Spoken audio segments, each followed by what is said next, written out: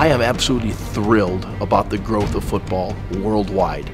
In China, it's going to be well received. I was in Beijing. I sat with the leaders of their government and the people that want to bring football to China. It was very, very exciting to think that 1.3 billion people could be exposed to our great game. And this fall, we're going to play exhibition games in China. And in 2014, we intend to play a regular season schedule. Now, it's an enormous project. I get excited about that challenge. We've got the right group of people spearheading the games in China. We've got an incredible group of people that want to see it happen. I think we'll be in China. I think we will end up being worldwide in a matter of time. And I think what we're doing in China is just the tip of the iceberg.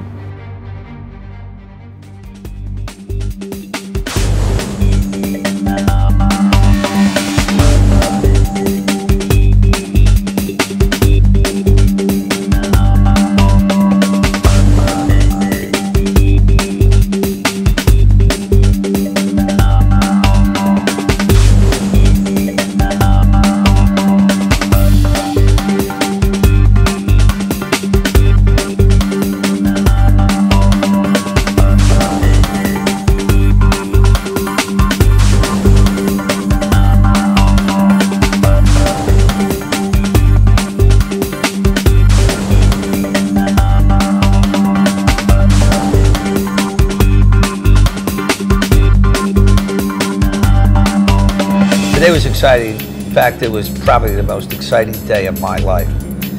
We just got back from Arena Football League Board of Directors meeting. And Gary and I went in there and presented to them a chance for them to go international to China. And they approved us unanimously. I'm very excited about this opportunity. Taking football to China. Not the National Football League, the Arena Football League. Groundbreaking in China. That's huge.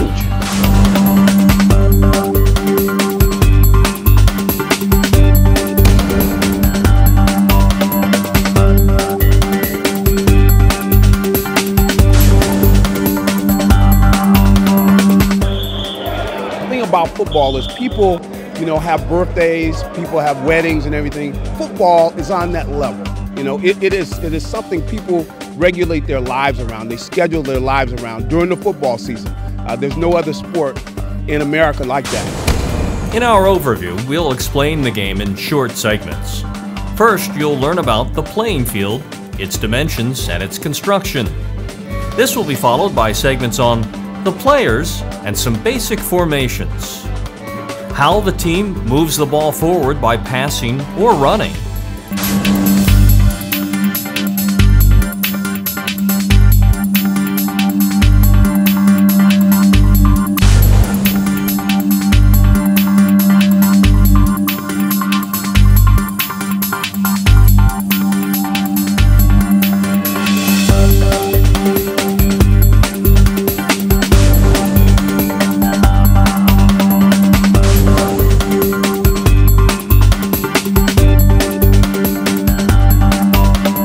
From China, as our very special guests, two visitors from Beijing who have paved the way for football in China. Mr. David Wu, the head of our Beijing office there, a longtime sports government member. And Mr. Han Gang, who shared Marty and Ron's and Dick's vision almost 3 years ago.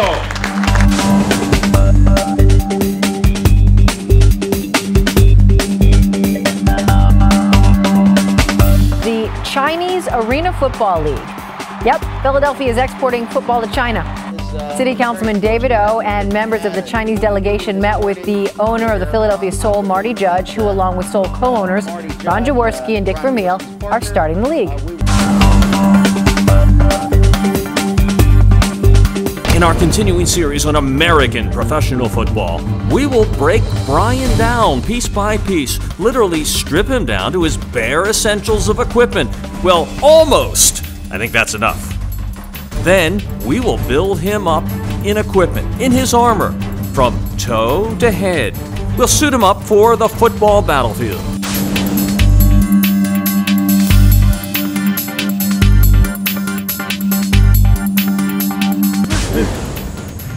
Hi, I'm Sam Venuto, quarterback coach of the Villanova University Wildcat football team.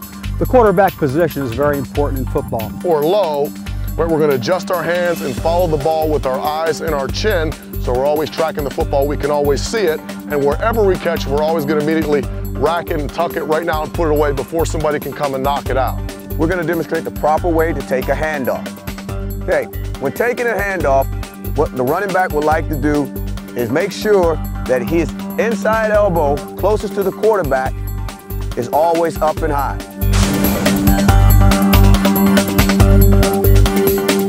It started out with some historic announcements by some of the principals involved in the project to the class of young students and prospective coaches, some of the players as well. The object was to begin to school them from the very ground up on the basics of football. Our coaches spent a lot of time in the classroom installing the basic concepts of arena football offense with our young players, students, prospective coaches, and referees. We threw a lot of information at them and were pleasantly surprised at how much they could absorb. I wasn't really sure how they would take to it and everything else, but the 24 people that we were around, you know, the majority of the time, as soon as we got out on the field, there was nothing but laughs and smiles and questions. There were a lot of questions, so they're engaged and I think they enjoy it. We drew up some plays, which we probably didn't think we would get to do by day 5, if at all, but we were doing it here on day 2 and left it to the Chinese players themselves to try and play them out by reading our diagrams from our coaches and then walking out to the line of scrimmage. I mean, it's amazing how fast we are moving through the material with these guys. Well, here we are on day 2 and we're running plays. We're putting them out there, we're calling a play. We got numbered routes, giving them the protection, everything, and they're picking it up and they're out there running it. We got our little rough spots, but they're picking it up and every play that they run is better than the last one. It's important to remember that our 24 students are the future coaches and officials from the 6 universities that have signed on to be part of our first league in China. There was a closing ceremony where each of our students was given an actual diploma or certificate. And on hand were members of the national media, as well as members from each of the 6 universities, along with our students' parents. It was really like a graduation ceremony. And then Gary Morris, our president on the Chinese side, had a very special presentation of a full set of football equipment to the host university, Beijing Sports University. And their chairs were both there to accept them. They had some closing remarks as well. We officially call it a closing ceremony, but that's a little bit of a misnomer because what this really means is it's an official beginning now with the government support and with 24 coaches and officials heading back to their universities. Those universities and those programs will seed the players who will become part of our professional league, which isn't too far in the future. We began to see in the closing ceremony the beginning of a great reality.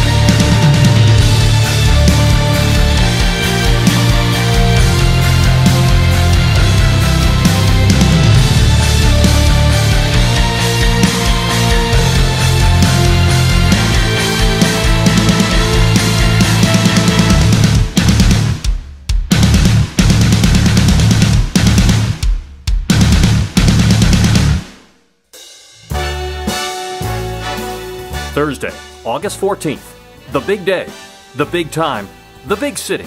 After 2.5 years of work and prep, New York, New York, the center of the world's most powerful media, the kickoff of a PR blitz, Marty Judge's big day.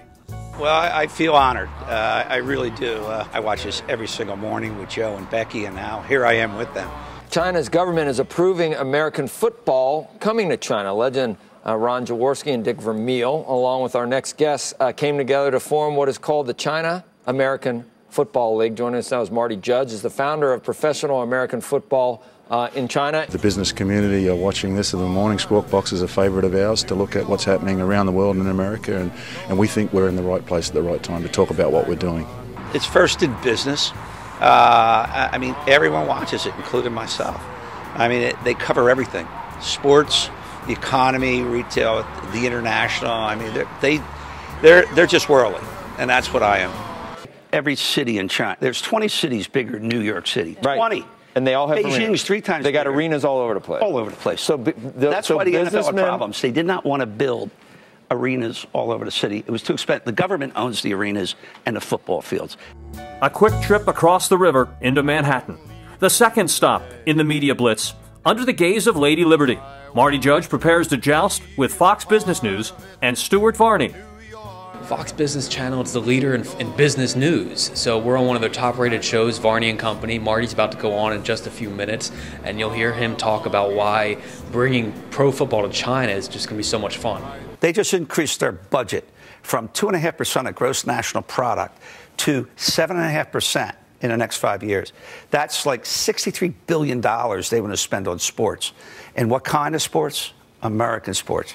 They were tough, but it was good. Look, I think this is terrific. I think you're a great entrepreneur, and you've seized an opportunity. And if you've got the rights to indoor football in China and the sponsorship, I think you're onto something. Good luck, Marty Judge. They asked good questions, and I think I answered them correctly. It's brought together a lot of the pieces that we've all been working on together. Football, training, education, and business. You know, this is the commercial part that's really going to drive the machine. So, critical step in what we're doing and an exciting one. Well, we got the word out. Now people know what we've been doing in China. They now understand that we have the exclusive rights in China. It's historical. It's exciting. And I think we're going to get a lot of support from the sporting world throughout the world. The 2 international TV appearances were coordinated with a press release announcing the official support and approval of the Chinese government. And modern mainstream and social media followed the story like a firecracker on the 4th of July as it all lit up. The Wall Street Journal, the New York Times, USA Today, Sports Illustrated, ABC News, Bloomberg News. ESPN's Adam Schefter tweeted it to his 3 million followers. Steve Forbes wrote a personal column to his readers calling what Judge has achieved is extraordinary. We really want to put a flag in the ground and say, you know, we have the approval of the Chinese government. We set up some logistics and infrastructure and operations on the ground for football in China. And now we're here. It's real. Now we're in the sales cycle. We're looking for team owners, team operators, and we're looking for interested parties who want to be part of that commercial opportunity. Really had a great day, thanks to Ari and his team, James. Really set up a great day, and we had great exposure in the news, plus on TV. It couldn't have went any better as far as I'm concerned. Thumbs up, baby. Number 1.